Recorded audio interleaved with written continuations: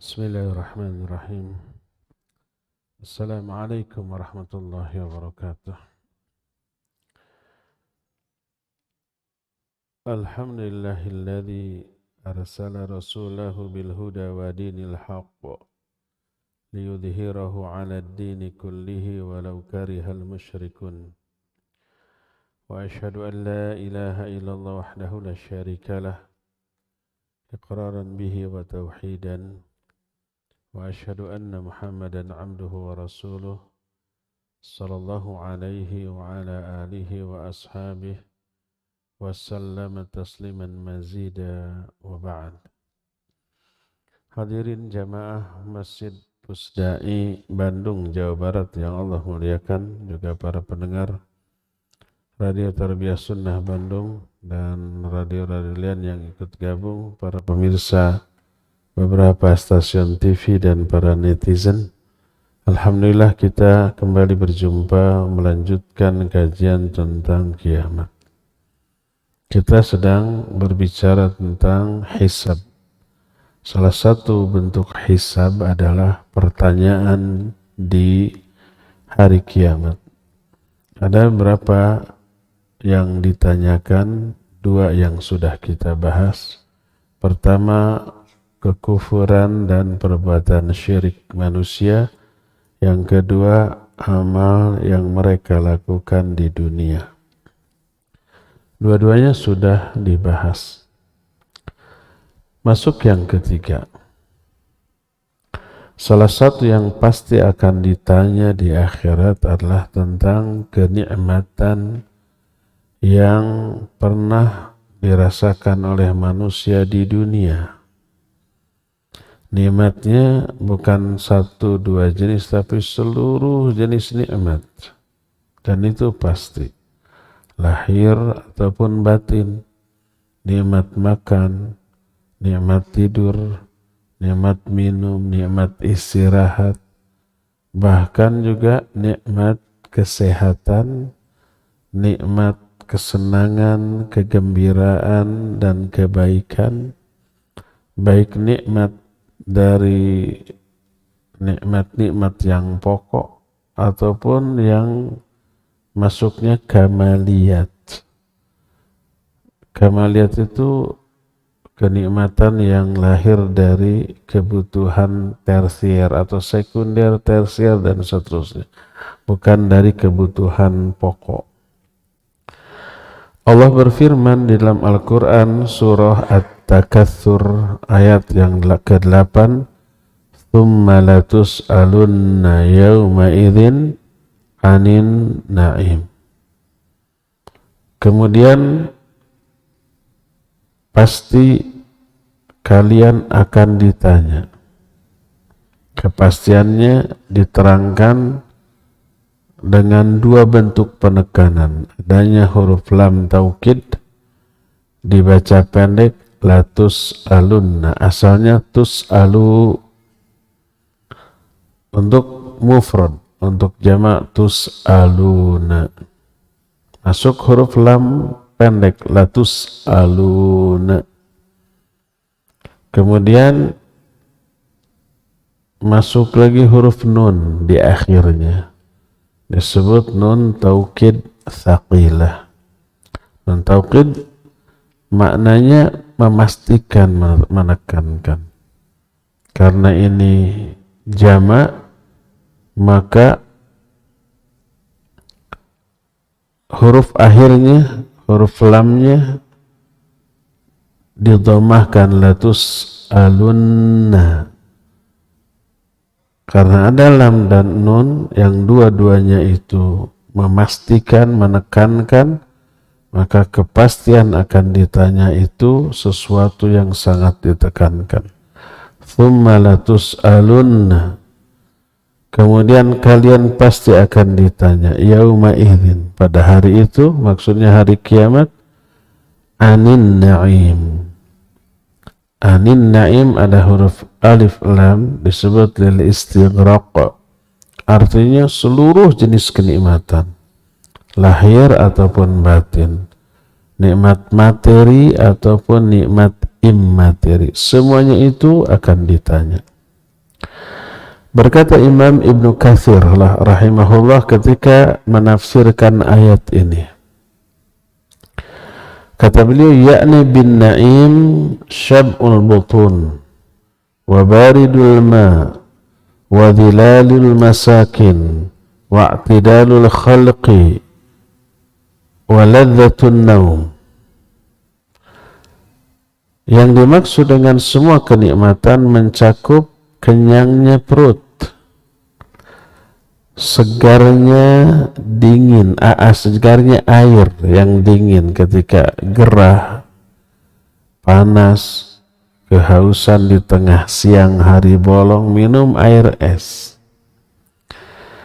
Termasuk teduhnya tempat tinggal, nyamannya tinggal, dan termasuk normalnya bentuk tubuh kita.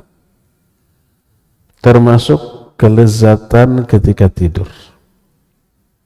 Berkata Sa'id bin Jubair, hatta an syurbatil asl, sampai ketika minum madu pun itu kenikmatan meminum madu akan jadi bahan pertanyaan. Berkata Mujahid, an kulli ladzatin min ladzatid dunya, akan ditanya dari seluruh kelezatan dunia, apapun yang namanya enak dan lezat, itu semua akan ditanya. Apa maksud ditanya? Nanti diterangkan di akhir. Berkata Imam Hasan al-Basri, minan na'imil ghada wal asya, termasuk nikmatnya makan siang dan makan malam. Kenapa tidak disebut makan pagi atau sarapan? Karena sarapan itu sesuatu yang pasti, mesti dilakukan oleh semua orang, dan kenikmatannya tak perlu lagi dibicarakan. Makan siang, makan malam, banyak orang yang meninggalkannya. Nah, tapi jelas yang makan pagi, makan siang, makan malam. Berkata Abul Qilabah, minan na'im aklus saman wal asal wal khubz an-naqi, termasuk kenikmatan makan minyak samin atau madu atau roti dengan kualitas terbaik. Berkata Ibnu Abbas, an-na'im sihhatul abdan wal asma wal absar, yang dimaksud kenikmatan yang akan ditanya mencakup sehatnya badan, normalnya pendengaran, dan juga penglihatan. Sehatnya badan, penglihatan, dan pendengaran seringkali dianggap hal biasa dan bukan nikmat. Baru terasa itu nikmat bila tiga-tiganya dicabut. Dicabut kesehatan, diberi sakit. Baru sadar, oh sehat itu nikmat. Setelah sakit semua nggak enak. Demikian juga pendengaran, setelah dicabut, jangankan dicabut, dikurangi saja kemampuan mendengarnya, dikurangi saja kemampuan melihatnya, dikasih minus, dikasih plus, dikasih miop, dikasih silinder, pokoknya sehingga berkacamata gitu ya. Berkacamata nikmat apa tidak? Tidak nikmat, kelihatan gaya, iya. Nggak enak, pas minum kopi suruput gitu, kopi panas, langsung berembun kan? Apalagi ketika lari olahraga pakai kacamata umpamanya, berkeringat, itu nggak nyaman lah pokoknya. Gaya sih, iya gaya. Kata sebagian orang, kata saya mati gajah yang berkacamata. Nah, baru terasa ternyata nikmat melihat dengan penglihatan yang normal itu nikmat. Tapi ini jarang disadari. Itu akan ditanya. Berkata Imam Ibnu Katsir ketika menjelaskan semua itu, wa hadzal ladzi fassaruha bihi min babi tanawu' fi tafsir. Fa inna asnafan na'im katsiratin jiddan la tu'addu wa la tuhsa. Tafsiran ini termasuk tafsir tanawu'. Makna tanawu' itu menjelaskan jenis-jenis makna tafsiran yang tidak saling bertolak belakang, tapi saling melengkapi. Sebagian ulama menyatakan yang ditanya adalah nikmat makan, minum, tidur. Yang lain nikmat anggota badan. Yang lain nikmat segala macam jenis kehidupan. Itu tidak bertolak belakang, tapi saling melengkapi. Itu yang disebut khilaf tanawu. Pada intinya, kenikmatan Allah sangat banyak, saking banyaknya tidak bisa dihitung. Wa in ta'undu ni'matallahi la tuhsuha. Kalau kalian menghitung-hitung nikmat Allah, kalian tidak akan bisa menghitungnya. Dan kenikmatan yang dirasakan oleh manusia berbeda-beda. Tapi yang pasti semua dapat kenikmatan, termasuk orang yang paling miskin, paling sengsara, dikasih kenikmatan yang tidak diberikan kepada orang kaya. Coba orang-orang fakir, orang miskin, homeless gitu, gelandangan yang nggak punya rumah, tidur di atas trotoar yang kotor, kasar, hiruk pikuk, tibra itu. Yang itu merupakan kenikmatan yang tidak Allah berikan kepada orang kaya. Orang kaya tidur di atas kasur yang empuk, kamar sangat nyaman, ber-AC gitu ya, wangi, bersih, putih, belum tentu bisa tidur. Mereka terkena insomnia. Baru bisa tidurnya kalau minum obat tidur. Dicabut nikmat tidur. Makan. Orang fakir miskin mah cuma nyocol sambal goang hungkul. Sambal goang itu cuma cengek di uyahan, kalau mau wangi pakai cikur meesan digerus. Itu sambal goang. Dicocol ku sangupulan atau sangubari, nasi kemar, nikmatnya luar biasa. Ngalimed. Ngalimed ini enggak ada terjemahannya. Lahap. Tapi beda, lahap itu ponyo. Bukan nama rumah makan. Ponyo itu lahap, tapi ngalimed beda lagi. Lebih mendalam. Gitu ya. Bisa nambah sababoko habis. Orang kaya mah coba makannya apa, steak dikeret pakai kiri lagi, sakegel 2 gigel sudah kelihatan nggak nih. Jadi orang miskin apakah akan dihisab atas kenikmatan yang mereka rasakan? Iya. Dan kadang-kadang ada kenikmatan yang terdapat di satu zaman tidak ada di zaman lain, di satu negeri tidak ada di negeri lain. Seperti zaman dahulu tidak ada kendaraan mobil, pesawat, sekarang ada. Zaman dahulu tidak ada AC, kalau musim panas walaupun raja ya tetap kegerahan, kepanasan. Kalau sekarang ada AC. AC nikmat, motor, mobil nikmat, pesawat nikmat. Semua alat-alat listrik di rumah, alat-alat masak yang serba mudah adalah nikmat. Ini akan ditanya. Kenikmatan itu tidak ada di zaman baheula. Berkata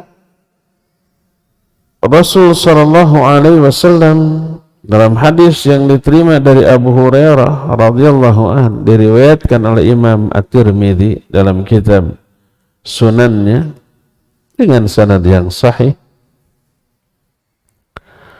bahwa Rasul sallallahu alaihi wasallam berkata, "Inna awwala ma yus'alul 'abdu anhu yaumal qiyamah minan na'im ay yuqala lah alam nusah laka jismak wa nurawwi'uka wa nurawwi'ka minal ma'il barid." Sesungguhnya pertanyaan yang pertama kali ditanyakan kepada seorang hamba pada hari kiamat dari kenikmatan adalah ditanya, bukankah aku telah mensehatkan jasmanimu, bukankah aku telah memberikan kepuasan dari kehausan kepadamu dengan air yang segar? Yang ditanya dua, ngaku dulu enggak nih? Dikasih kesehatan, dikasih kepuasan dalam hal minum sehingga tidak kehausan. Sebagian orang tidak menyadari nikmat besar yang Allah berikan kepada mereka, termasuk dalam hal nikmatnya minum, nikmatnya menyuap, mengunyah atau menggigit dan menelan, berupa tempat tinggal yang nyaman, berupa pasangan hidup istri atau suami dan anak-anak, dan mereka hanya memandang kenikmatan itu terhadap sesuatu yang sifatnya materi, rumah yang mewah, tanah yang luas, kendaraan, uang yang banyak. Hanya itu. Mereka tidak menganggap pasangan hidup sebagai kenikmatan, anak-anak juga sebagai kenikmatan, makan minum sehari-hari tidak lagi dianggap kenikmatan. Baru kalau semua itu dicabut, pasangan hidupnya dicabut, baik ditinggal mati atau cerai. Demikian juga anak-anaknya. Baru terasa, oh punya pasangan itu sebuah kenikmatan. Sebuah hadis dari Abdullah bin Amr bin As radhiyallahu anhum. Dia ditanya oleh seseorang. Orang ini termasuk sahabat. Termasuk berasal dari Mekah yang pindah ke Madinah. Disebutnya apa? Al-Muhajirin. Dia termasuk orang fakir di kalangan Muhajirin. Nanya ke Abdullah bin Amr bin As, alasna min fuqara'il muhajirin? Bukankah kita termasuk orang-orang fakir dari kalangan muhajirin? Maka oleh Abdullah ditanya, jadi intinya curhat bahwa mereka itu seolah-olah tidak memperoleh kenikmatan dari Allah karena fakir, karena miskin. Punya istri, tapi tempat tinggal ala kadarnya. Gak punya harta kekayaan. Seolah-olah hidup di dalam kesusahan seumur hidup. Curhat. Kita kan orang muhajirin yang fakir. Apa kata Abdullah bin Amr bin As? Alaka imra'atun ta'wi ilaiha? Bukankah kamu punya istri yang menyebabkan kamu merasa tenang, tentram dengan istrimu? Dijawab, na'am. Alaka maskanun taskunuhu? Bukankah kamu punya tempat tinggal yang kamu tempati sekarang? Dijawab, na'am. Ya. Fa anta minal aghniya. Kalau begitu kamu termasuk orang kaya. Karena kebutuhan pokok kamu sudah terpenuhi. Tempat tinggal ada, pasangan hidup ada, sudah. Kelaparan mah dijamin gak akan kelaparan. Makannya pasti dapat makan. Fa anta minal aghniya. Kalau begitu kamu termasuk orang kaya. Terus orang itu berkata, wa innali khadiman. Aku juga punya pembantu. Ngaku orang fakir tapi punya pembantunya.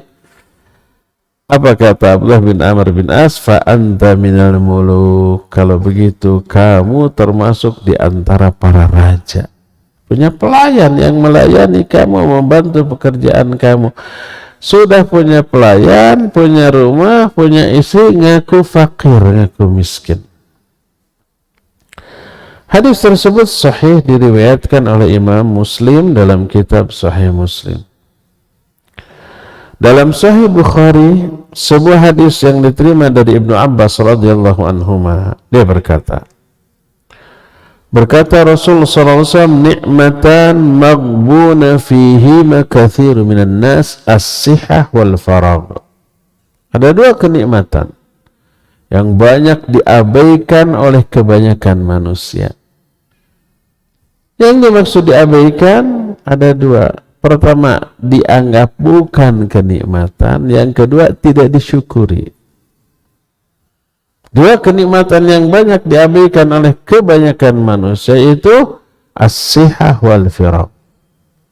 Kesehatan dan waktu luang. Waktu yang rileks, yang santai, itu kenikmatan luar biasa. Sehat juga begitu. Baik sehat ataupun waktu luang kan tidak dianggap sebagai kenikmatannya. Biasa aja. Nah, makna dari hadis ini adalah annahu muqassiruna fi syukri hatain ni'matain la yaqumuna biwajihi bihima wa man la yaqum bihaq ma wajaba alaihi fahuwa maghbun.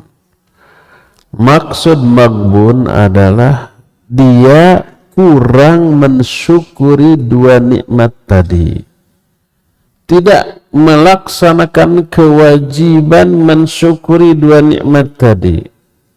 Siapa orang yang tidak menunaikan kewajiban mensyukuri dua nikmat tadi, dia maghbun, dia dianggap mengabaikan dua nikmat tersebut. Bagaimana cara memanfaatkan kesehatan dan waktu luang? Pertama, kalau kesehatan, jaga. Jangan dibiarkan atau disengaja kesehatan itu hilang. Ada yang disengaja, ada. Umpama dengan mengkonsumsi makanan semau dia. Asal enak di mulut, walau nggak enak di perut, kan gitu ya. Semua jenis kejelekan dimakan. Kejelekan teh gorengan, bala-bala, cireng, cibai, cirambai, cilok, cilur. Pokoknya terbuat dari ASI itu, ASI itu banyak sekali jenisnya dan digoreng lagi. Enak di mulut, enak. Nggak enak di perut. Dan efeknya ke badan luar biasa. Duh punten karena dagang gorengan ya. Nah, jangan disengaja disakitkan. Hanya untuk memuaskan nafsu sebagian anggota badan kita, lidah dan mulut semata-mata. Kasihan perut, kasihan badan. Mulut enak. Ingat, persaudaraan kasih sayang mukmin dengan mukmin itu seperti satu tubuh. Sebagian anggota badan sakit, demam semuanya tuh. Khusus untuk makanan, tubuh juga egois. Hanya menomorsatukan kepentingan lidah dan mulut. Asal ini enak, perut sudah teriak-teriak, sudah atuh, sudah keengap, sudah kemerkaan.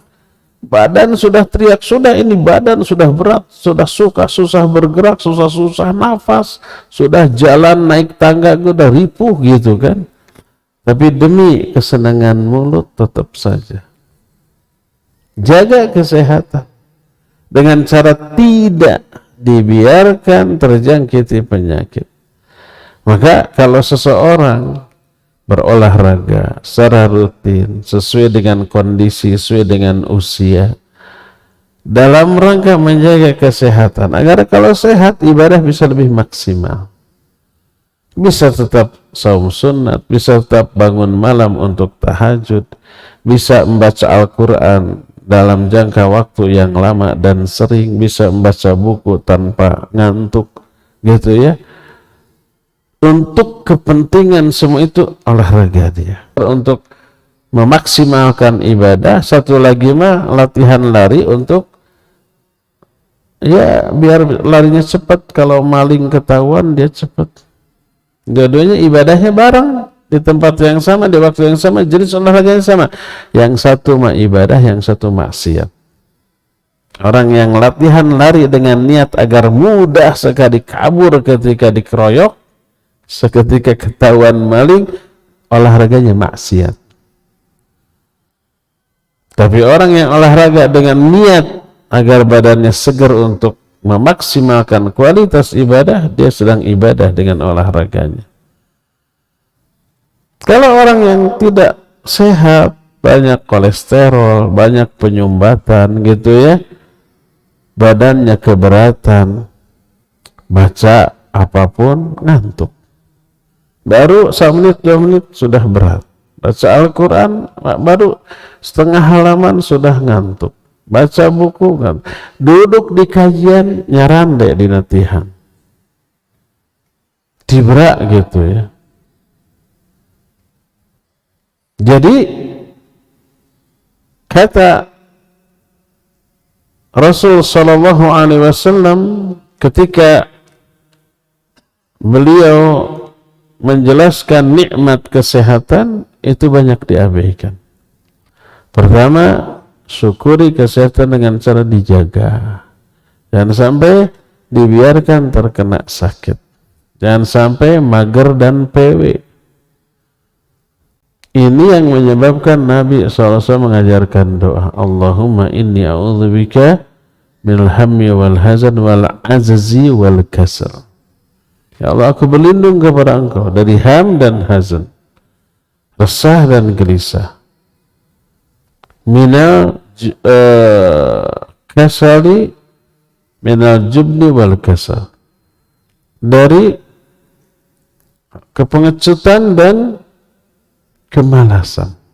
Ini menunjukkan buruk.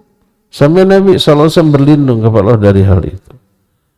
Malas bergerak, habis sholat subuh tidur, dijamin liur, ya, itu tidak menjaga kesehatan. Nanti akan ditanya. Jadi yang dimaksud dua kenikmatan yang banyak diabaikan orang, artinya tidak menjaga kesehatan itu, ya, pertama itu. Yang kedua, tidak menggunakan kesehatan tersebut untuk memaksimalkan ibadah. Dalam hadis yang diriwayatkan oleh Imam Ahmad dalam kitab Musnadnya, dan hadis ini sanadnya sahih,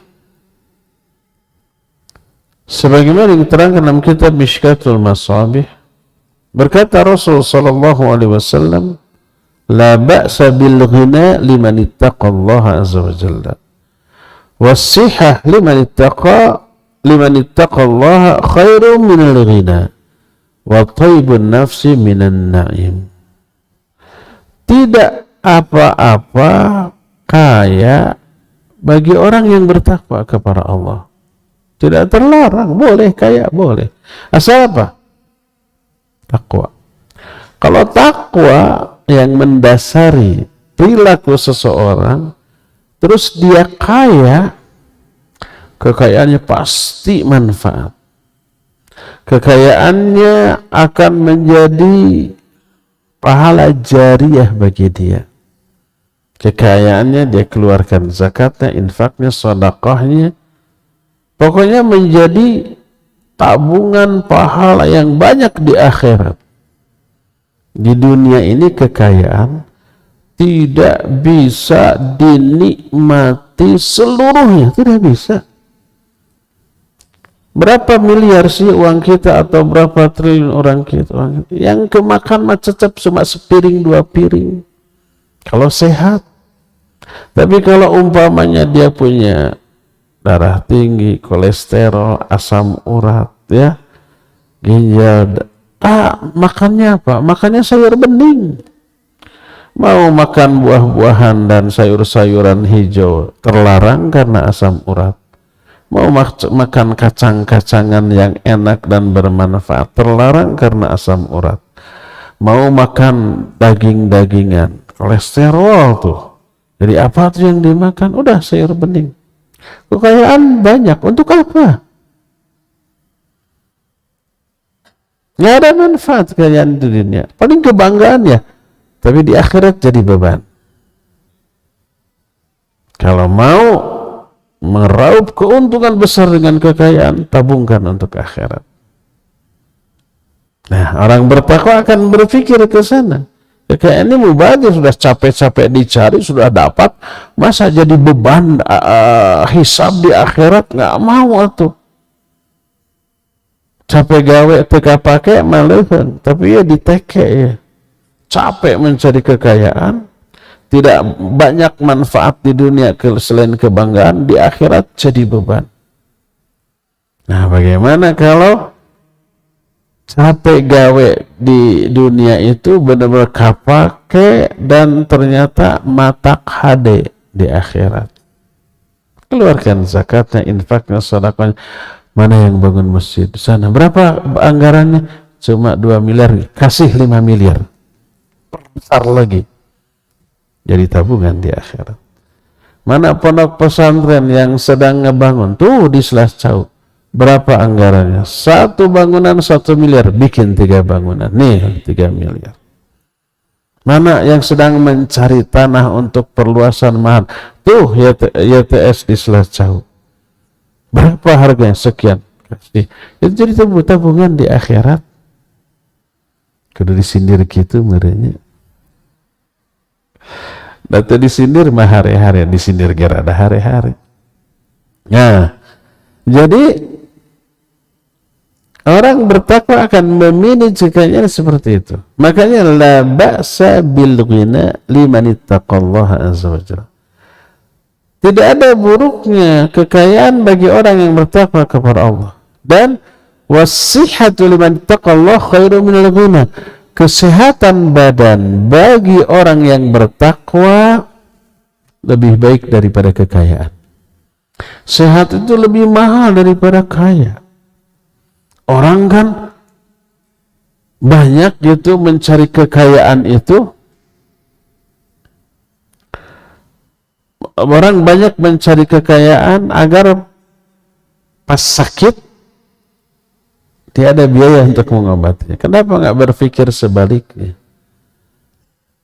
Berpikir sebaliknya itu pokoknya jangan sampai uang ini keluar hanya untuk biaya pengobatan. Jadi sudah direncanakan, saya mau harus kaya bisa nanti masa tua sakit, dan direncanakan akan sakit tuh. Dan diantisipasi dengan mengumpulkan uang untuk mengobati penyakitnya. Berpikirnya negatif itu.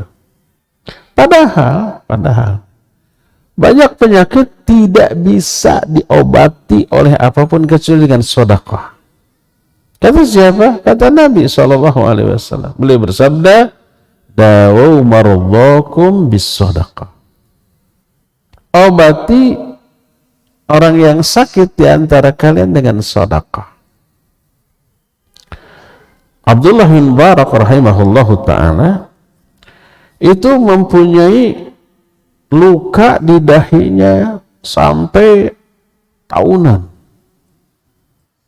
Dikonsultasikan, diobati ke tabib, ke dokter, ke ahli kesehatan, nggak sembuh. Datang ke orang ulama. Kata ulama itu, coba kamu sedekah, Allah akan menyembuhkan. Akhirnya dia membuat sumur di depan rumahnya, semua orang dibolehkan mengambil air itu semaunya. Setelah dia bikin sumur, kemudian keluar airnya, orang-orang berbondong-bondong di sana, hanya dalam waktu 1 minggu sudah habis, sudah sembuh itu lukanya. Hari pertama sudah agak kering, hari kedua mengering lagi, hari ketiga mengecil, sampai sepekan sudah sembuh total. Setelah beberapa tahun berlalu, ada seseorang datang ke Abdullah Mubarak, kemudian mengeluhkan ada luka yang selalu keluar nanah dan darah dari 2 lututnya. Sudah 7 tahun. Dia konsultasi ke dokter, ke tabib, berobat kemana-mana, tetap. Apa kata Abdullah bin Mubarak? Kamu bikin sumur di mana saja, di tempat, di lokasi yang dibutuhkan oleh orang, kemudian sedekahkan ke semua orang yang membutuhkan. Hanya itu obatmu. Beliau tahu itu dengan 2 hal. Pertama dari hadis, dawu mardhakum bis sedekah. Yang kedua pengalaman tadi. Akhirnya orang tadi melaksanakan itu, membangun sebuah sumur dan airnya melimpah, dimanfaatkan oleh orang banyak, hanya dalam hitungan 1 pekan sembuhlah luka yang 7 tahun tidak sembuh-sembuh. Ini kalau kekayaan itu berada dalam tangan orang-orang bertakwa. La ba'sa bil ghina liman ittaqallaha azza wa jalla was-sihhatu liman ittaqallaha khairun minal ghina. Kata Nabi SAW, tidak apa-apa kekayaan bagi orang bertakwa, tapi kesehatan bagi orang yang bertakwa lebih baik daripada kekayaan. Wa thayyibun nafas minan na'im, dan tenangnya jiwa termasuk kenikmatan. Hati-hati kalau umpamanya di antara ikhwan, jangan sampai terjebak. Kalau dia sehat, keluarganya nggak ada masalah, rizkinya cukup, tidak pernah sedih, tidak pernah riweuh, tidak pernah stres, tidak pernah resah gelisah, dengan semua orang baik dan orang semua baik, itu ya mungkin anugerah sekaligus ujian. Kalau akan ditanya, disyukuri apa tidak. Makanya Nabi SAW menyatakan, wa thayyibun nafas minan na'im, kenyamanan hati, ketenangan jiwa termasuk kenikmatan yang kelak akan ditanya. Tsumma latus'alunna yawma idzin 'anil na'im. Bahkan dalam hadis sahih riwayat Imam Muslim diterima dari Abu Hurairah radhiyallahu an, disebutkan yalqa ar-rabbul 'abda fayaqul ayful alam ukrimka wa usawwidka wa uzawijka wa askhara laka al-khayl wal ibl wa adharuka tar'as wa tarba'. Fayaqul bala, qala fayaqul afadhananta annaka mulaqi, qala fayaqul la, fayaqul fa inni ansaka kama nasitani. Pada hari kiamat Allah akan menemui seorang hamba, lalu ditanya, wahai fulan, bukankah dulu aku telah memberikan kemuliaan kepadamu?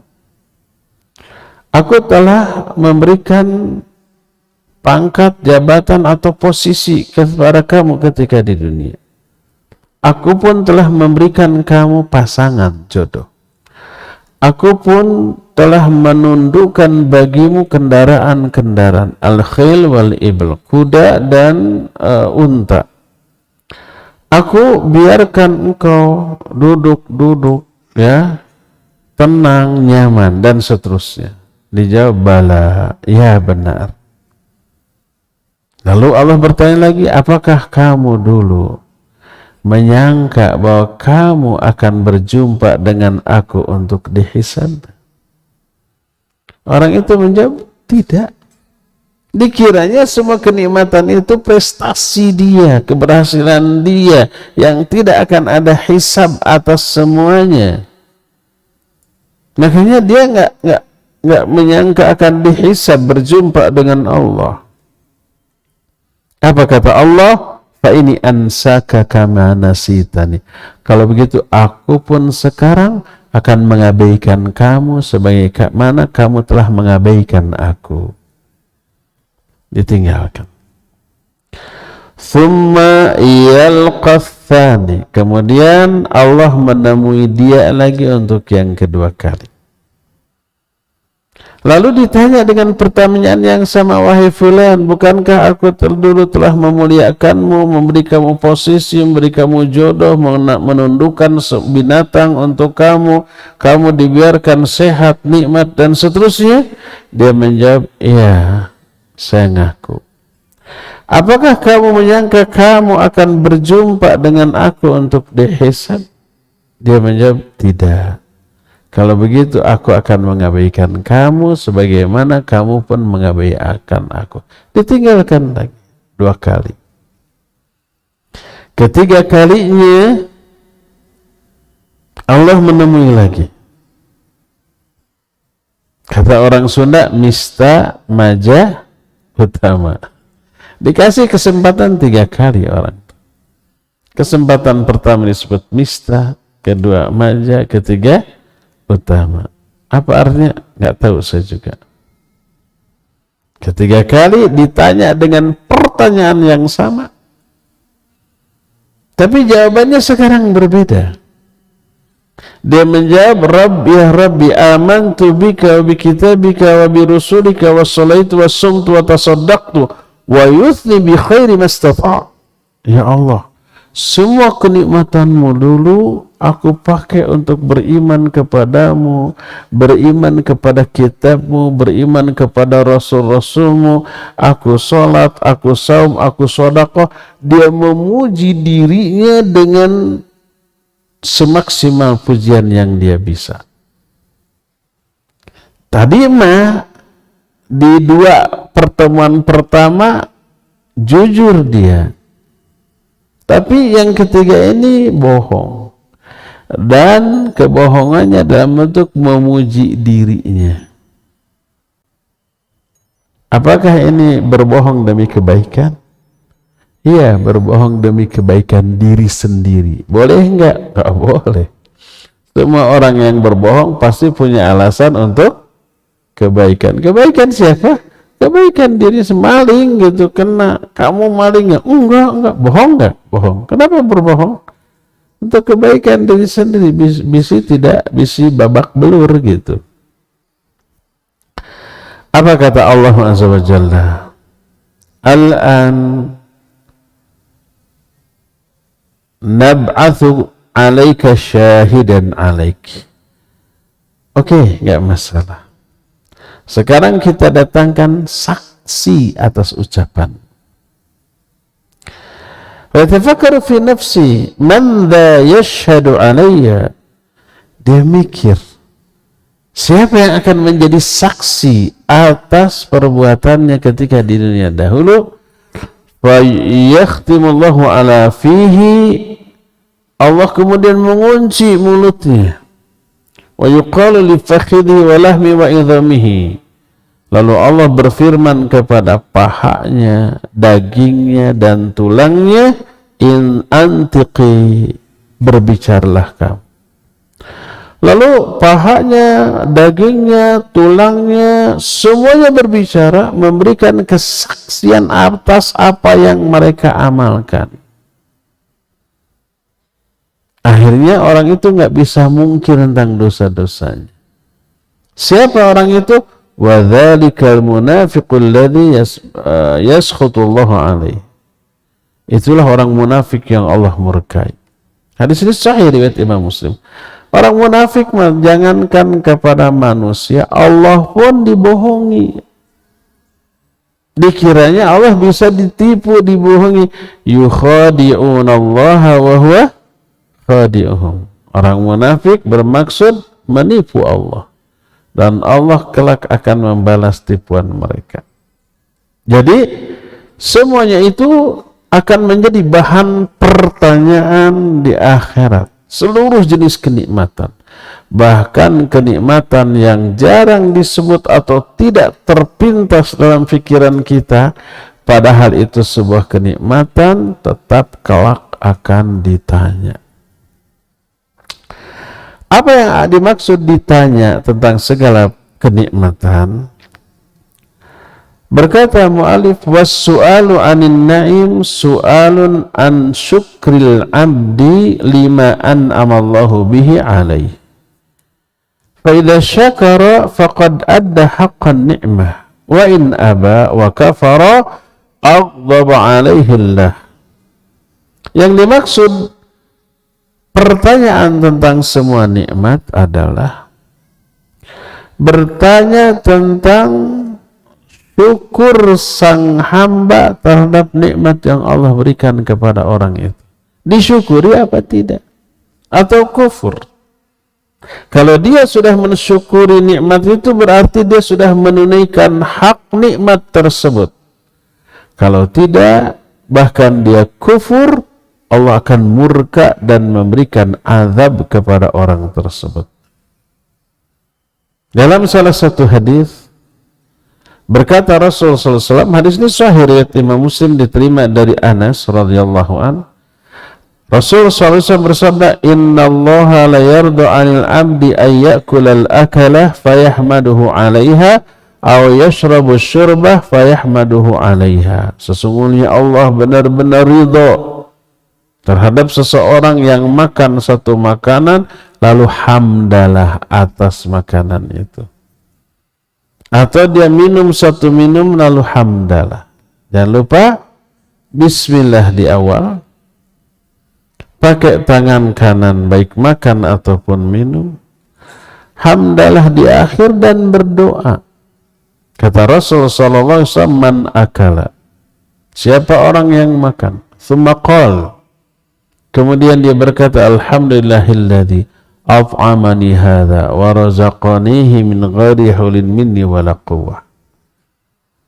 Lalu dia baca doa ini, "Alhamdulillahilladzi at'amani hadza," segala puji bagi Allah yang telah memberikan kenikmatan kepadaku dengan kenikmatan ini, wa razaqanihi, dan telah memberi rezeki kepadaku dengan rezeki ini, min ghairi haulin minni wala quwwah, tanpa daya dan upaya dariku. Itu rezeki itu murni pemberian Allah. Allah sudah mengatur sampainya rezeki itu dengan cara yang Allah kehendaki. Dengan cara masak sendiri, diberi uang untuk beli makanan, dengan cara dikirim orang, dengan cara ditraktir orang, dengan cara dihadiahi orang. Caranya Allah yang atur. Tapi yang jelas itu rezekinya. Maka siapa orang yang setelah makan dia berdoa, "Alhamdulillahilladzi at'amani hadza wa razaqanihi min ghairi haulin minni wala quwwah," maka ghufira lahu ma taqaddama min dzambi, akan diampuni semua dosa yang telah lalu. Kenapa?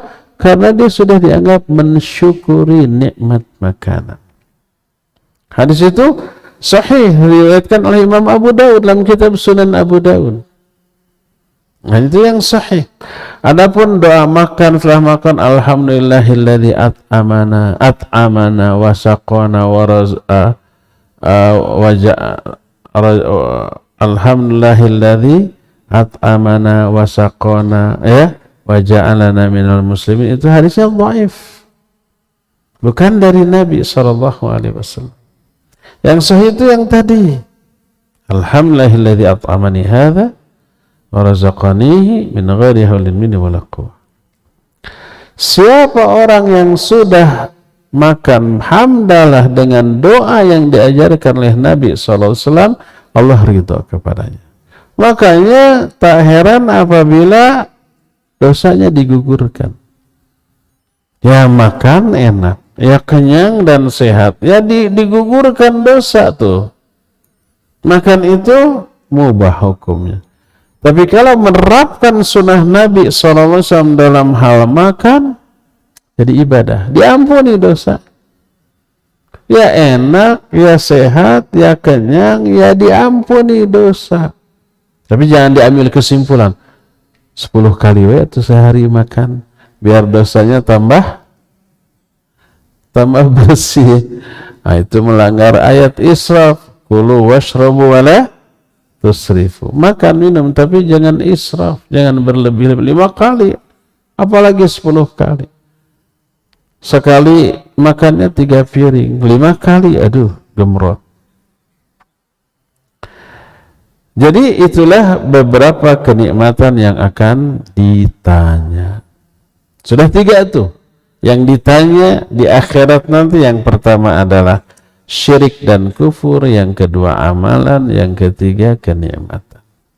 Keempat, yang juga ditanya, enggak, bulan depan enggak, akan kita lanjut, jangan suudzon dulu. Yang keempat, yang juga akan ditanya adalah janji. Janji itu hutang loh. Makanya Allah Azza wa Jalla mewajibkan kita menunaikan janji. Ya ayyuhalladzina amanu aufu bil uqud. Hai orang-orang yang beriman, penuhi janjimu.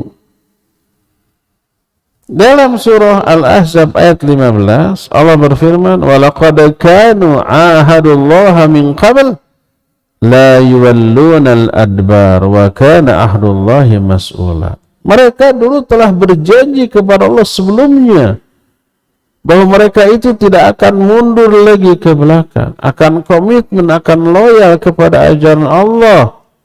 Wa kana ahdullahi mas'ula, dan janji kepada Allah pasti akan ditanya. Wa kullu ahdin masyru'un bainal ibad fa innallaha sa'ilun anil wafa bihi. Semua janji yang terjadi antara seorang hamba dengan hamba lain, Allah akan bertanya tentang janji tersebut, apa ditunaikan atau tidak. Walaupun urusan ini tidak menyangkut Allah, tapi menyangkut sama manusia, tapi Allah terlibat karena Allah hakim yang sangat adil. Allah akan menghukumi seluruh perkara yang diperselisihkan di kalangan manusia di akhirat nanti, karena Allah hakim yang adil, diputuskan dengan cara yang adil. Apalagi kalau janjinya kepada Allah Azza wa Jalla. Termasuk janji kepada Allah adalah nazar. Ya Allah, kalau saya sehat, saya nazar akan saum 7 hari berturut-turut. Wajib tuh. Tadinya saum 7 hari berturut-turut sunnah pun tidak, saum apanya. Tapi karena nazar jadi wajib. Wajib ditunaikan. Kalau enggak ditanya nanti. Termasuk janji kepada sesama manusia. Allah akan tanya seperti Al-Quran surah Al-Isra 34, wa aufu bil ahdi innal ahda kana mas'ula. Penuhi janji-janjimu, karena semua janji itu akan ditanya. Kalau ternyata janji itu tidak dipenuhi karena ada uzur syar'i, tetap ditanya, kenapa tidak kamu penuhi? Sebab saya ada uzur. Dimaafkan. Umpamanya janji ketemu ya di Pusdai ya jam 8 sebelum ngaji ya. Siap.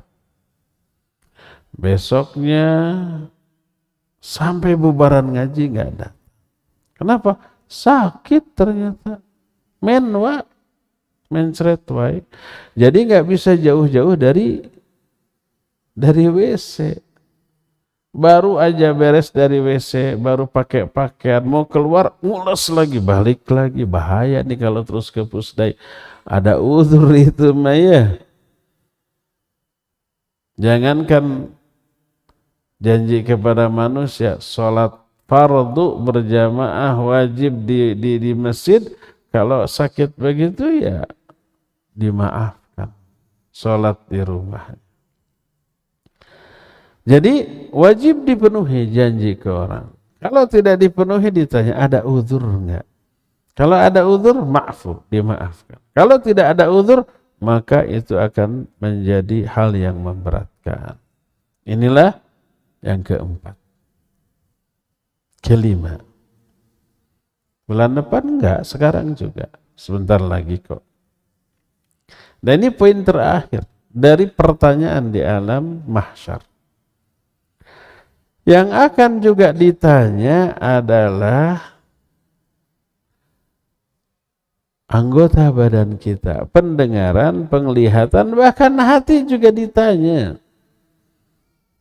Kalau penglihatan beramal dengan cara melihat, pendengaran beramal dengan cara mendengar, hati juga beramal. Ada amalan hati, amalan baik, amalan buruk. Amalan baik, khauf, roja, mahabbah, tawakal, ikhlas kepada itu amalan hati yang baik.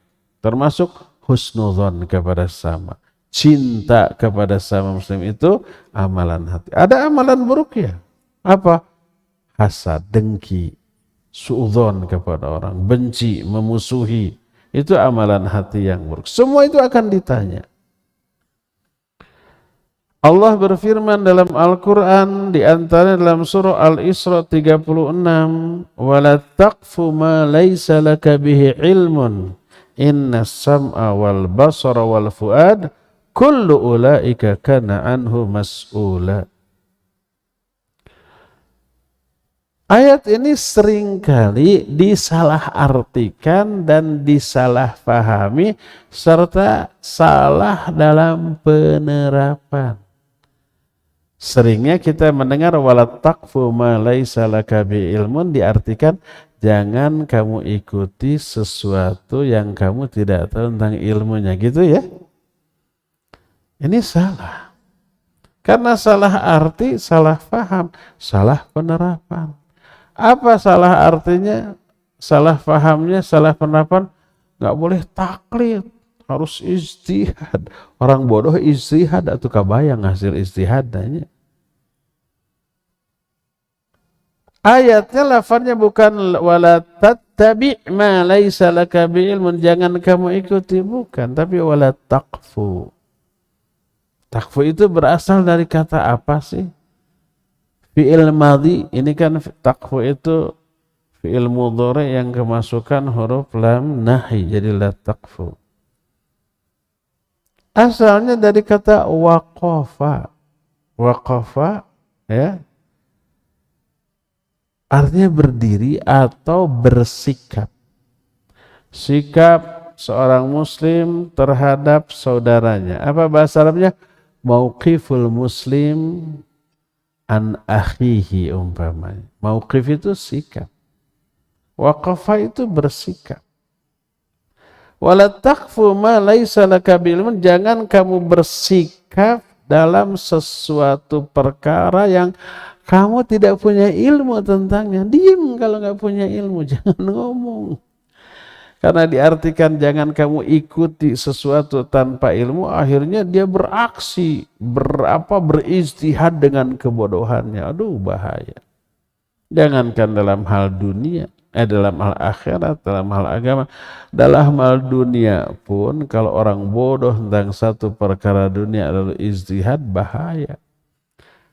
Umpamanya nih, kita sakit, kita bukan dokter dan nggak tahu tentang masalah ilmu kesehatan. Akhirnya kita jangan mengikuti tanpa ilmu. Akhirnya kita ijtihad sendiri. Oh, sakit begini mah kayaknya begini. Akhirnya dia mengobati sendiri, tambah parah. Apakah dua orang yang punya penyakit dengan gejala yang sama, obatnya pasti sama? Enggak. Saya berkali-kali itu umpamanya, dok ini sakit nelen dan seterusnya dan agak meriang. Oh, ini obatnya. Istri saya juga di rumah gini, nggak bisa. Obat untuk Anda belum tentu untuk istri Anda begitu. Periksa dulu, ya. Walaupun gejalanya sama kan gitunya. Dengan ilmunya dokter akan tahu. Tapi orang bodoh tentang masalah kesehatan, dia ijtihad dengan kebodohannya, berbahaya. Bisa tambah sakit, bisa mati. Apalagi dalam masalah agama. Kata Allah, wala taqfu ma laisa laka bi'ilm, jangan kamu bersikap tentang satu masalah yang kamu tidak tahu ilmunya tentang masalah. Diam saja sudah. Karena apa? Inna sam'a wal basar wal fuad, karena pendengaran, penglihatan dan hati, kullu ulaika kana anhu mas'ul, semua itu akan ditanya.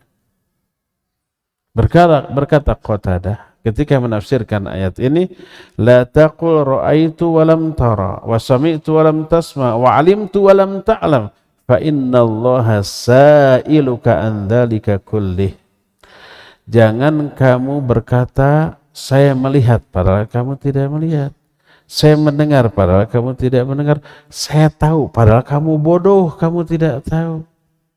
Karena Allah akan bertanya kepadamu tentang semuanya itu.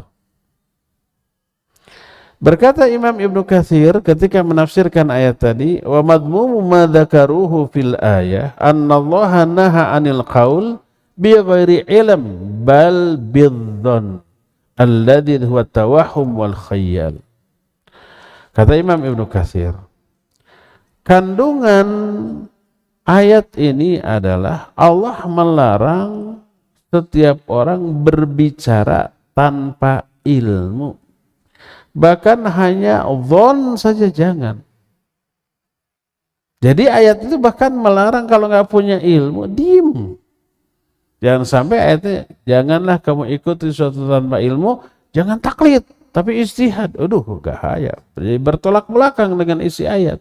Kalau nggak tahu ilmunya, diem. Sebagaimana firman Allah Azza wa Jalla, ijtanibu katsira minadh-dhonn, inna ba'dadh-dhonni itsm. Jauhi kebanyakan dhon. Dhon itu, kata Syekh Al-Utsaimin, 50-50. Mengetahui sesuatu dengan kadar pengetahuan yang 50%. 50%, bukan kalau 100% namanya yakin. Kalau di atas 50%, 50 sampai 100, umpama 60, 70, disebut ghalabatul dhon, dugaan kuat. Tapi kalau 50-50, dhon saja hanya setengah pengetahuan tentang suatu, jangan ngomong. Ngomong dosa. Ayat, ijtanibu katsira minadh-dhonn, inna ba'dadh-dhonni itsm. Jauhi oleh kalian kebanyakan dhon. Sekali lagi, dhon di sini adalah mengetahui sesuatu dengan pengetahuan yang hanya setengah dari sesuatu itu. Jauhi, jangan ngomong sudah. Inna ba'dadh-dhonni itsm, karena sebagian dhon adalah dosa. Maka ketika orang berbicara dengan dhon, maka dianggap berdusta. Bersabda Rasul sallallahu alaihi wasallam, iyyakum wadh-dhanna fa inna dhanna akdzabul hadits. Jauhi oleh kalian dhon, karena dhon itu sedusta-dusta ucapan. Jadi terlarang, ya. Termasuk umpamanya berdusta dalam hal mimpi. Kalau umpama, oh saya lihat tadi ada kejadian gini-gini, padahal tidak, itu sudah bohong dan akan ditanya. Oh saya dengar begini-gini, padahal tidak dengar, itu akan ditanya. Termasuk mimpi, oh mimpi begini, padahal tidak mimpi begitu. Dia cerita supaya seru aja obrolan nih. Maka dosanya besar. Kata Nabi SAW, man afral fara ayyara rajul ainaihi malam taraya, atau dalam hadis lain, man tahallama hilman kullifa yaumal qiyamah ayyaquna baina syairataini wa laysa bifa'il. Sesungguhnya orang yang paling pendusta adalah orang yang ngaku-ngaku melihat sesuatu dalam mimpinya, padahal dia tidak bermimpi seperti itu. Siapa yang bermimpi dengan sesuatu yang padahal dia tidak bermimpi demikian, pada hari kiamat dia akan dipaksa untuk duduk di atas 2 biji gandum dan dia tidak bisa melakukannya. Yang paling konyol adalah menceritakan mimpi yang dusta agar dirinya dimuliakan dan diagungkan. Bisa gitu? Bisa. Contoh, mimpi ketemu Nabi SAW, padahal tidak. Saya berjumpa dengan Nabi dalam mimpi, Nabi itu menyuruh saya begini. Untuk apa dia ceritakan mimpi itu? Agar orang memuliakan. Wah, kalau mimpi ketemu Nabi, ini orang soleh, ya enggak? Ini orang luar biasa. Ditanya, gimana sih sosok Nabi dalam mimpi? Kakek-kakek berjenggot putih gitu ya. Rambutnya sudah putih, kemudian pakai tongkat, sudah bungkuk. Bohong berarti. Sosok Nabi SAW sampai akhir hayatnya tidak begitu. Si rambutnya tetap hitam. Ubarnya tidak lebih dari 20 helai.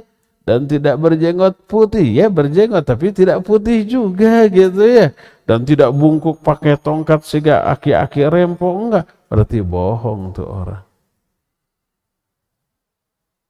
Jadi dia bermimpi ketemu Nabi SAW itu agar dimuliakan, dianggap orang soleh. Yang paling parah adalah dari mimpi lahir syariat. Saya mimpi ketemu Nabi, Nabi mengatakan hadis ini sahih. Gak mungkin Nabi mengatakan hadis itu sahih. Sampai ada orang ditanya, ya Kiai, bagaimana status hadis itu sahih atau tidak? Nanti malam saya akan tanya kepada Nabi dalam mimpi. Ada yang begitu, ada konyol tuh orang. Nggak tahu orang itu masih hidup apa enggak ya? Masih kalau nggak salah ya, atau sudah meninggal. Besok saya akan jawab apakah hadis itu sahih atau tidak. Saya nanti malam akan nanya dulu kepada Nabi SAW dalam mimpi. Disangkanya mimpi itu bisa direncanakan. Kalau mimpi bisa direncanakan sesuai dengan keinginan kita, kita nggak akan pernah mimpi buruk, ya enggak? Kita bakal mimpi jadi pengantin baru aja setiap malam. Mimpi yang menyenangkan saja sudah setiap malam. Kalau bisa direkayasa, direncanakan, oh bisa asal soleh. Bohong, nggak bisa. Ya. Inilah 5 pertanyaan di alam mahsyar. Pertama syirik dan kufur, kedua amal, ketiga nikmat, keempat janji, dan yang kelima anggota badan kita. Cukup ya, sampai di sini saja dulu. Nanti di pertemuan yang akan datang kita akan menjelaskan amal yang pertama kali dihisab dari amal kita apa ya. Sekarang kita masuki dulu sesi tanya jawab. Wa sallallahu ala nabiyina Muhammadin wa ala alihi wa ashabihi wasallam.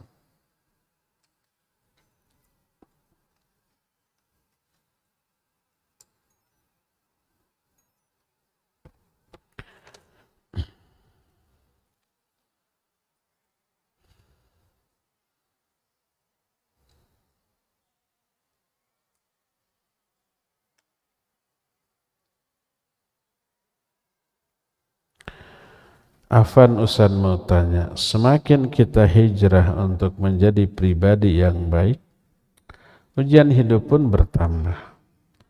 Apakah ini sebagai ujian atas kelalaian? Kelalaian tidak diuji tapi diazab. Yang diuji itu keimanan. Apakah itu sebagai ujian karena tambahnya iman? Iya. Makin tinggi iman, makin berat ujian, iya. Sekolah aja, ujian untuk SD kelas 1 berbeda dengan kelas 2, kelas 3, sampai kelas 6. Di SMP beda lagi.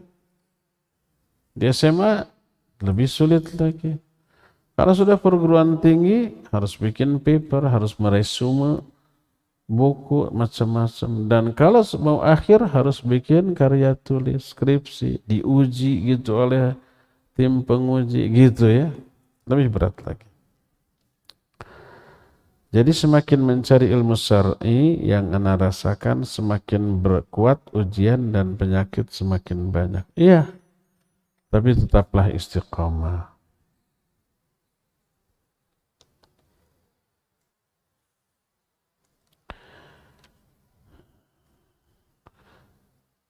Bagaimana hukumnya wanita berenang di tempat khusus akhwat dengan pakaian yang sopan? Gimana ya? Syekh Al-Utsaimin rahimahullah pernah ditanya, persis pertanyaannya begitu. Boleh enggak wanita berenang khusus akhwat, pakaiannya tertutup? Beliau menjelaskan, apa manfaat berenang bagi wanita? Kalau laki-laki iya, harus jihad. Salah satu kemampuan yang harus dimiliki ketika jihad, berenang. Sok TNI semua. Semua TNI bisa berenang. Jangan ditanya angkatan laut ya. Angkatan darat, apalagi Kopassus tuh. Diceburin di tengah lautan dalam keadaan terikat, lepaskan saja. Kita mah mati. Mereka bisa ke darat dalam keadaan terikat kemudian berenang dari tengah lautan ke Pangil. Jangan macam-macam sama Kopassus loh. Semua TNI ya bisa untuk jihad. Apalagi angkatan lautnya. Pernah dengar kan ada yang bisa nyebrang Selat Sunda? Saya juga bisa pakai ferry. Nah, ini mah enggak, angkatan lautnya berenang. Angkatan laut tuh. Jadi jelas untuk laki-laki ada manfaat. Sekarang wanita untuk apa manfaat? Kesehatan, banyak cara lain lah gitu ya. Jadi Syekh Al-Utsaimin tidak menjawab boleh tidaknya, tapi pertanyakan apa manfaat berenang bagi wanita. Kalau hanya kesehatan bisa dengan cara lain. Kalau laki-laki iya ada kepentingan untuk jihad dan salah satunya adalah berenang, kemampuan berenang. Gitu nya lah. Allahu a'lam. Bagaimana menjelaskan kepada orang tua yang tujuannya masih dunia? Jelaskan apa? Apa amalan yang dilakukan hanya untuk dunia? Jika Allah tidak mengijabah doanya, selalu dipertanyakan. Ya jelaskan saja, tujuan kita ke akhirat. Usaha kita di dunia cari uang, cari jabatan, cari pangkat, itu untuk kepentingan kita di akhirat, tabungan kita di akhirat, uang kita dipakai keuntungan akhirat, jabatan kita termasuk kekuasaan yang kita miliki untuk kepentingan akhirat. Sebab di sanalah kita abadi. Dunia ini pasti ditinggalkan. Kalau umpamanya amalan akhirat ditujukan untuk dunia, aduh terbalik. Masa kepentingan abadi dipakai alat untuk meraih kepentingan sesaat gitu. Kan terbalik. Kasih aja pengertian seperti itu.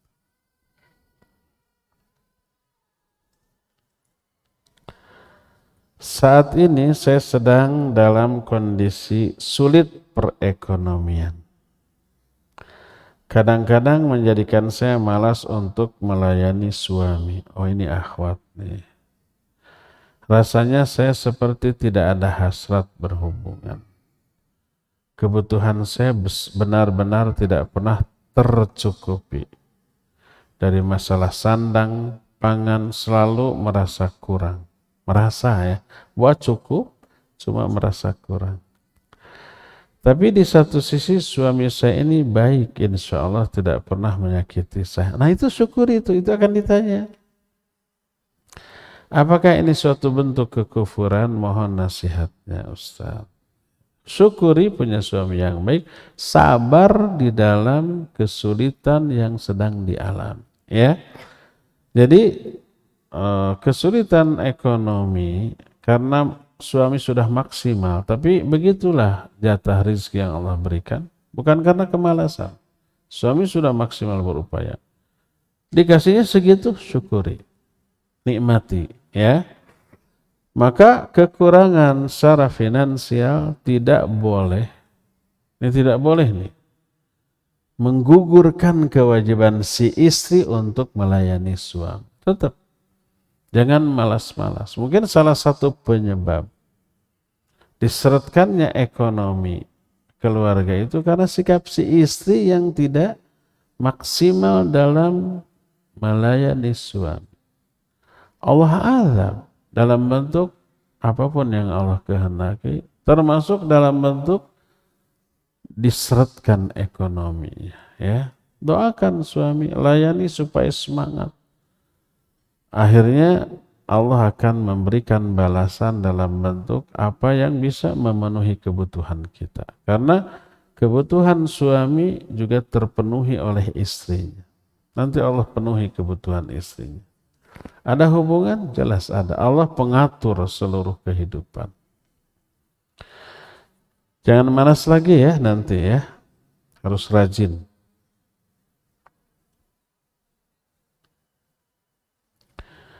Bolehkah baca surah Al-Mulk dalam sholat sunnah ba'da isya? Boleh. Surat apapun setelah Fatihah.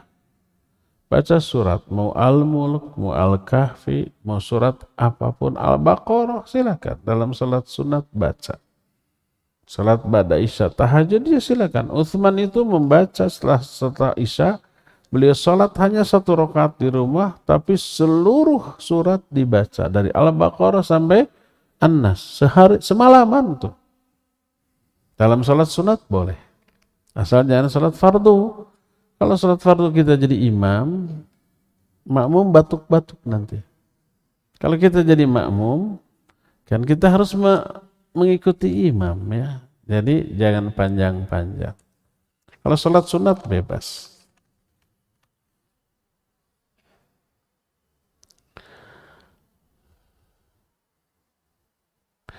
Ana menjadi pengurus DKM di masjid lingkungan ana.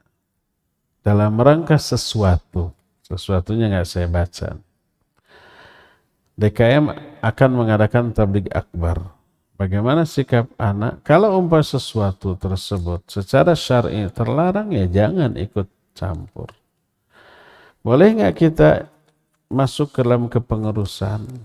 Tergantung. Kalau masuknya kita ke dalam kepengurusan bisa menambah kebaikan dan meminimalisir penyimpangan, masuklah. Kalaupun tidak bisa, menghilangkan sama sekali.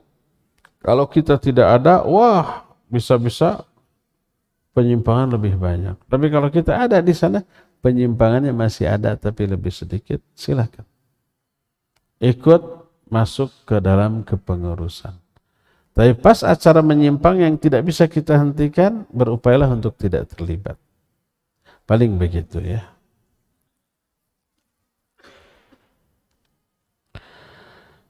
Terkait hadis riwayat Bukhari 3321 dan Muslim 2245. Ini di print ini, sudah sebulan yang lalu disiapkan. Seorang wanita pezina diampuni Allah. Dia melewati seekor anjing yang menjulurkan lidahnya di sisi sebuah sumur. Anjing ini hampir saja mati kehausan. Si wanita pelacur tersebut melepas sepatu dan dengan penutup kepalanya. Lalu dia mengambil air untuk anjing tersebut. Dengan sebab perbuatannya Allah mengampuni dia. Pertanyaan, apakah seseorang masuk surga berdasarkan ridho atau kehendak Allah, atau dari hisab yang berdasarkan dari amal-amalannya? Dua-duanya.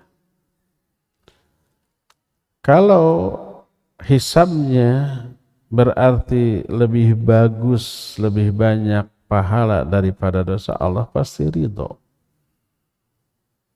Tapi sebaliknya, kalau umpama setelah ditimbang, dihisab, dosanya lebih banyak, Allah tidak ridho. Sampai orang itu dosanya lunas oleh azabnya. Disiksa dulu.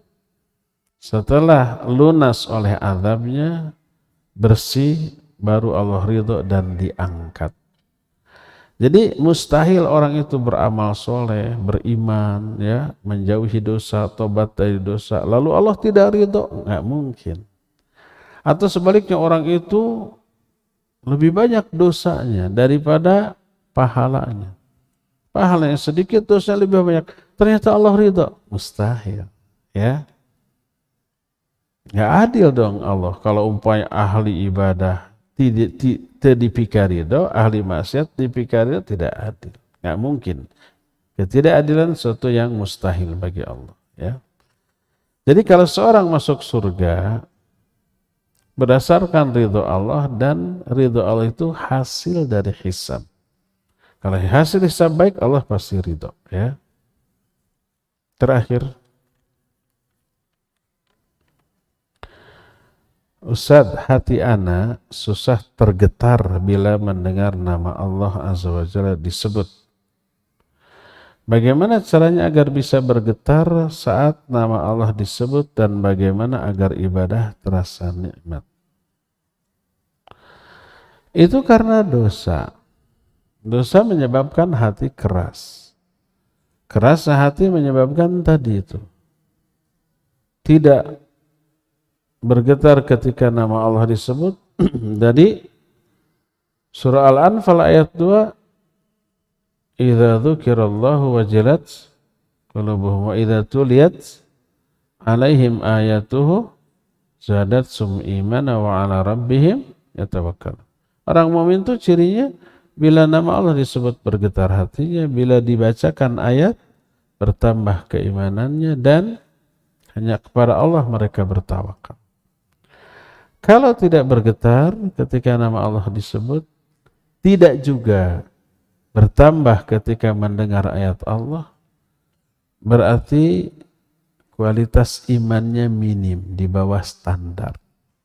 Kenapa? Karena dosa, karena maksiat. Apa yang harus dilakukan? Dan ini berefek. Berefeknya apa? Ibadah tidak terasa lagi nikmat, hambar. Ini berkaitan.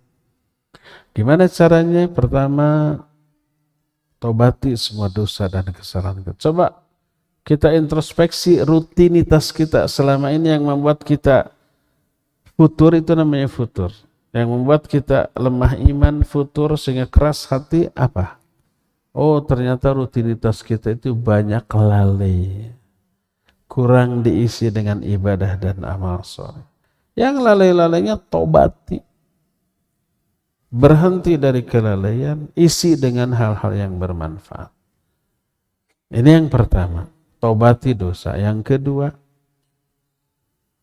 belajar ilmu, belajar terutama tauhid. Karena iman berbanding lurus dengan ilmu kita tentang tauhidullah. Semakin mendalam tauhid kita, pengenalan kita kepada Allah, iman semakin kuat. Kalau iman semakin kuat, itu disebabkan karena muncul rasa takut kepada Allah, cinta kepada Allah, tawakal kepada Allah, roja kepada Allah, itu muncul, bertambah. Nanti ketika nama Allah disebut bisa bergetar. Ketika kalamnya dibacakan, kita bisa bertambah iman, dan seterusnya begitu. Jadi ilmu.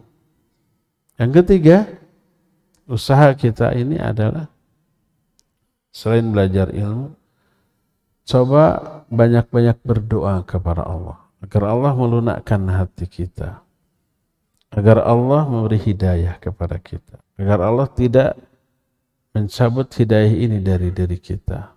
Baca tuh banyak-banyak, Rabbana la tuzigh qulubana ba'da id hadaitana. Baca tuh banyak-banyak, Allahumma ya muqallibal qulub tsabbit qalbi ala dinik. Baca tuh banyak-banyak, Allahumma inni as'aluka fi'lal khairat wa tarkal munkarat wa hubbal masakin, dan seterusnya. Minta aja kepada Allah, ya. Keempat, bergaulah dengan orang-orang soleh, ahli ibadah, ahli ilmu, agar kita terbawa, dan jauhi pergaulan dengan orang-orang yang membawa pengaruh buruk. Yang buruk agamanya, buruk akhlaknya, jauhi. Bukan berarti dimusuhi, bukan.